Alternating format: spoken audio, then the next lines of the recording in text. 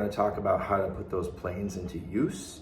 So we have, again, the S plane, kind of that forward backward motion, okay? So, or up down. See, it's a sheet of paper. So you got to think about how that's a plane of motion. And then we have the T plane for twisting, which is like the shoulder blades and the spine as they wrap around, or even the arms coming across, which is another T. We call that transverse adduction, abduction. But again, just think twist, how you move across like that, okay? And then we have the F plane, which I guess I've yet to think of a good word for that, but it's outside like a snow angel or jumping jacks kind of motion.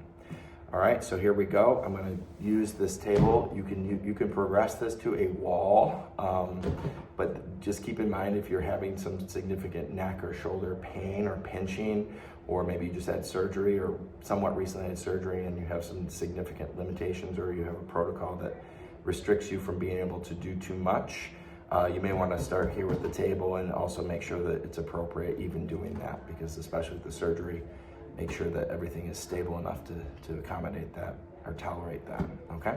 So here we go. So I'm gonna think first into that sagittal plane. So I can do this sitting, but it's actually better if you can to do this in standing, because you wanna be able to channel this and connect to your lower body as well. So I'm gonna be here, okay?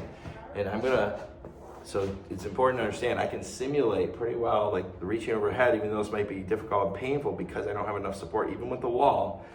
If I back my body up, see, relative to my body, and I can more easily straighten my back out here too without much effort, because I'm just basically sitting back into my hips. You can't see it very well there, but I can sit in my hips and lift my chest much more easily. I want to bring my head into this position so I can kind of follow that flow through the body and have a good alignment posturally, so I'm not like, scrunched up, rounded out like this. I can actually sit back, hang back. That's another advantage of using your lower body to help assist with this. So I can literally just keep my hand there. If I'm looking at my left arm as my target here, I can just go forward and backward, right? Or I can actually reach, actively, or slide here. I don't even have to lift up. Now that would be a progression if appropriate and not intolerable and not too painful. But you can think about at least pulling here, and then I have to think that's that S plane. I gotta pull my shoulder blade back and down if I wanna lift the hand up. Now also rotation, the T, twist. Twisting through my shoulder here in my forearm makes a difference. So if my thumb is up and I lift, that's gonna be more rotator cuff, the supraspinatus muscle, okay? And just the twist itself will be rotator cuff. What you may wanna do, or it might be painful, so maybe I'll go palm down. Now I'm gonna use more of my scapular muscles and my deltoids here with my palm down to lift from my scapula and my trunk versus putting it so much in my shoulder. Now you can do the same thing here, but you gotta be very mindful you're not overloading that rotator cuff, okay? So that's one way to do it. Now I also wanna think about my whole body here. Especially when I'm standing, I can shift my weight over to the left, and I can drive my chest, I can twist through my chest, kind of across and in that way, not pulling back, because that will pull my arm with it. If I'm trying to simulate reaching, or especially thinking about reaching overhead, right? How do I simulate that? Shift over, drive my chest, kind of turn, I can even turn my head here, and then maybe even lift up here from my hip, from my leg, from my core, my whole posterior chain to lift up that scapular to reach. I can go back, and I can check my better side. If that's my right side is my better side, I can check that one, see how that connects, and get in my brain, and then go back and forth, right? Just like that. Okay, and then I can also reach across. I'll do it with my right hand coming across so you can see better, but I'm shifting into my left leg, engage there, and I can lift and twist as I come across my body, but I wanna make sure my weight is over one foot or the other, preferably in the direction that you're moving. Make sure you got a foot there. So if I'm going to the left leg, I'm gonna be going with my body to the left here. And I can do the same thing. If I go into stride, if I put my leg foot forward, you can't see, my left foot is forward, I'm gonna go over and lift up like that.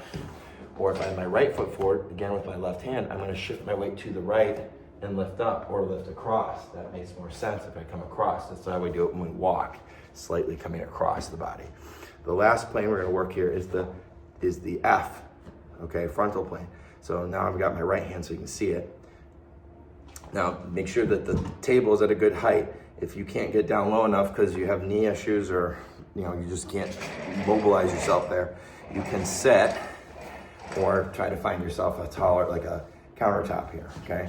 So you want it to be at a comfortable level, so you're not too, I'm still keeping weight in my feet and grounding, and I want to maybe even reach across here with my other hand just to at least stabilize myself here. I don't want to turn my chest too much. I want to keep my hips and everything parallel, chest perpendicular to the table, or my shoulders, cross my shoulders perpendicular, my chest is parallel with the table.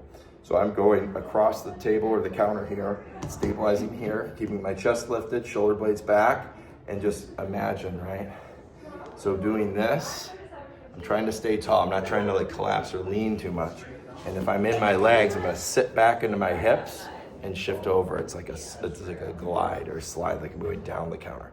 Now again, like if I was standing all the way up, I'd want to think about like going up and out to the side or on the wall, like up, out that way.